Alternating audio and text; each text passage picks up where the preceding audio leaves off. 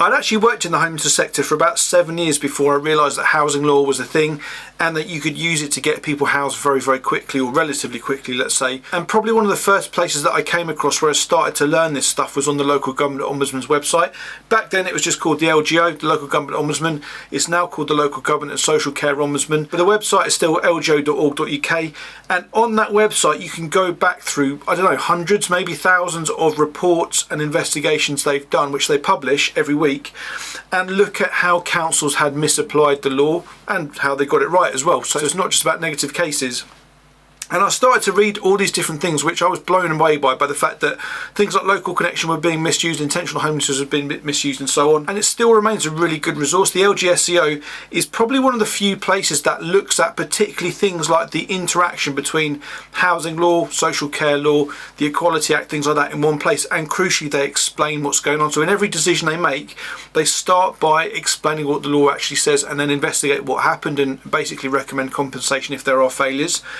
And the one I want to look at this week is from Herefordshire, published a few months ago, and it relates to something that's affecting thousands of people around the country, which is unsuitable temporary accommodation placements.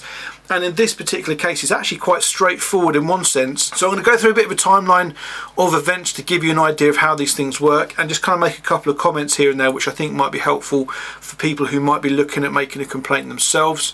And as I say, the report starts by just bringing out some important legal aspects. The first is that you can request a review of the suitability of temporary accommodation once the Section 184 decision has been made. So that initial emergency accommodation, technically it's called interim accommodation, that you might be provided, you can challenge it, but you have to go through the courts. So in practical terms, that's actually very difficult to do. But once the council accept a main housing duty, so you're still in temporary accommodation, but you're waiting to get your final settled home, you can challenge the suitability without a solicitor just by making a Section 202 review request. And the second thing is that councils are not allowed to house families with children and or pregnant women in B&B accommodation for more than 6 weeks. They shouldn't really do it at all, but if they absolutely have to do it, they can only do it for 6 weeks, absolute tops.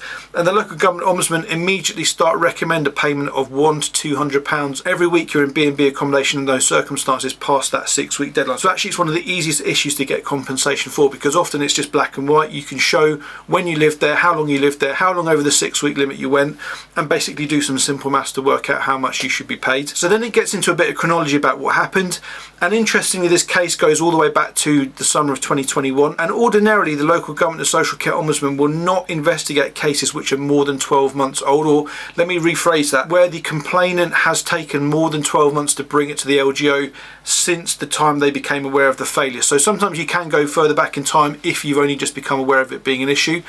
But in this case, they actually exercised their discretion to investigate, because essentially the mother in this case, Miss X, had a lot of difficulties at the time. You know, life was incredibly difficult for her. She was having to manage the children in these very, very chaotic environments in B&B and unsuitable TA. And effectively, the LGO said, you know, given those facts, we're going to exercise our discretion to actually investigate. And in terms of the timeline, the main housing duty was accepted for this family in the summer of 2021. So I think it was July 2021, just kind of doing a bit of maths between the different dates that are given. And the decision doesn't actually state how many children were in this family, but the fact that Herefordshire Council have not been able to house them in large enough accommodation since they accepted the duty would suggest to me that there is at least a 4-bedroom need, if not a 5-bedroom need. So, I mean, I don't know what the maths is on that in terms of the number of children, but that's kind of something which is important, because lots of councils have very limited, if any, 4 and 5 bed properties. Some councils even just use 3 bed properties where they should really be using 4. So that kind of just gives you an idea of kind of the why this compensation was so large and why Herefordshire Council had such difficulty in finding suitable accommodation. Now that wasn't an excuse, as we'll see at the end. The fact of the matter is they are supposed to ensure they have enough supply of different types of properties, large properties, properties for people with wheelchairs and so on, so that when you're in a situation like this, there is no kind of ridiculous waiting time to actually get suitably housed. And shortly after the family were moved into the first temporary accommodation unit, which in effect was owned by a social landlord, the mother started to report issues like the toilet not flushing, there being issues with the washing machine, other bits and pieces which, in the grand scheme of things, in terms of what happened later, were probably relatively low-key issues. What really started to be an issue was that in that winter, basically the heating and the hot water just wasn't functioning, and the mother raised this with the council several times, it seems, and the landlord was very slow in terms of doing anything at all. So I'm not actually quite sure the heating and hot water was actually fixed that winter. So the family remained in that situation for another year or so, and the family had a support worker, I think, attached to social services, is my understanding, again reading between the lines. And effectively I think what happened is the social service support worker visited him at the property and noticed that also there was a big issue with the ceiling looking like it was going to cave in, which then they got the housing team to come in, and then the housing officer essentially identified that there might be rats. So then environmental health were involved. They identified a category 1 hazard very quickly, and the pest control took something like 3 weeks to come out, but they basically said essentially these rats ain't going away anytime soon, they're breeding. So at that point the council moved them into the only accommodation they could find, which was big enough for this family, which was essentially accommodation in a hotel, no cooking facilities and so on. And they remained there for 7 months. In that period, the mum basically told the council, look, there is no way that I can cook for this family, I've got no cooking facility, so I'm having to pay through the nose to get food. And eventually the council did provide a microwave, and they basically seem to have booked another hotel room to put the microwave and fridge in to kind of act as a kitchen, because that's literally the best they could find. So after 7 months in the hotel, the works had been completed on the house, the family moved back into the house, and it must have been around this sort of time that the local government ombudsman was already involved, because generally the investigations take between 3 and 6 months in my experience, which kind of brings us up to the decision date. And at that point the council still had not been able to find suitable accommodation for this family. So actually what they ended up doing was they ended up working with the social landlord to purchase a property which was going to be big enough for the family. So the complaint was brought to the ombudsman through the council's complaints process. The council did not uphold anything, it seems, I think, in the complaint process. And there were a few things that the LGO didn't uphold either. So things like there was a complaint that the social worker had raised a safeguarding alert with children's services, which I don't think actually happened, because effectively social services are already involved, so it wasn't because of the disrepair that had happened anyway. But a lot of the complaint was upheld, and I guess there's some important learning points just in terms of what was and wasn't upheld. One that was an interesting thing is that the mother never actually formally requested a review of the suitability of the property, because from day one the council said, look, this is not suitable for you, we know it's not suitable, we're going to try and find something bigger for you. And so the mother was like, well, why would I request a review? They already know it's not suitable. And the LGO accepted that and basically said, yeah, that's fair enough. And you might be aware of a case last year, or the year before actually, maybe now, involving Croydon Council, where essentially it went to court and the judge said, just because you don't have the resources does not excuse you housing people in accommodation which you know is unsuitable. So effectively, as soon as a council realises that you're in unsuitable accommodation, they have to act.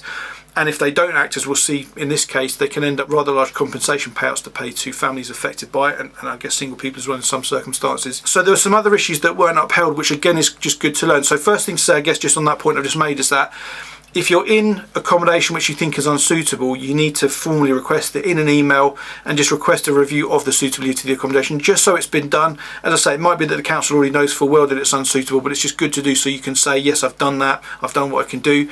And there was other issues like the ceiling, which was not reported until the support worker came round. And again, the LGO basically said, well, that's not the council's fault for not responding, because they didn't realise until the social worker went round that there was an issue. So again, the lesson here is that if you're in unsuitable accommodation, make sure you are reporting every issue you see as being significant in an email, so you've got proof of it, just to make sure that if it does come to the LGO down the line and you need to evidence what happened and when the council knew about stuff, you actually are able to do that nice and easy. It's in black and white. And what was interesting in this case, and unlike many councils to be honest, is that Herefordshire could show that they had genuinely been trying to find suitable accommodation. So a lot of councils just basically kind of almost wash their hands of someone in that situation, and they're not able to evidence that they ever actually look for anything better over long periods of time. But in this case, that's not the case.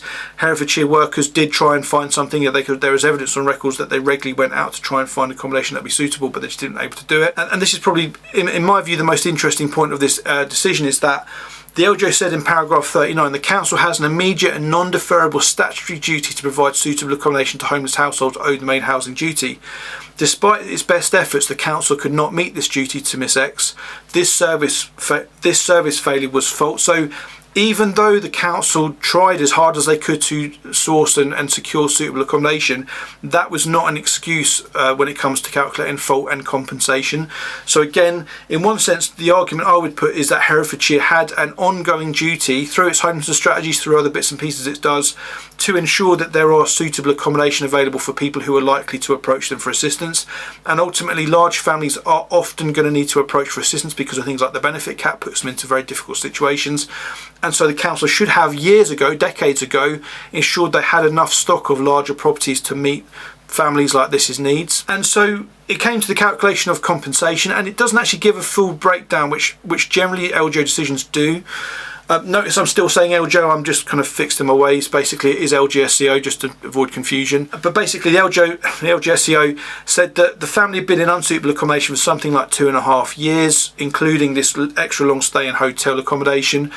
And so they recommended a payment of £13,580 compensation, which, as far as I know, Hereford paid. And they then said as well that the family will get an additional £200 for every month they are left in this current accommodation, because they're still back in that first property. It's been fixed, it's, you know, better quality or whatever, but it's still severely overcrowded in their words. And so that kind of £200 compensation will kind of continue to be a motivating factor for the council to find something. And as I say, it appears that because they have that statutory duty, they will be working with that landlord to purchase a suitable property. And what that probably is going to involve is the council paying for that property, because I don't know that the social landlord will have any reason they need to do that. And that just illustrates this point, that when a council has a duty to provide suitable accommodation but doesn't have any, then ultimately it's going to have to pay for it. It's going to have to buy its own stock, in effect, or it's going to have to, you know, make that happen, pay a lot of money to make that happen in order to discharge its duties lawfully. So, as I say, that's an interesting case. It's a large payment. It's not often that you see 5-figure payments. You're quite often lucky to get 4-figure payments when you go into the LGO, but it's still better than nothing.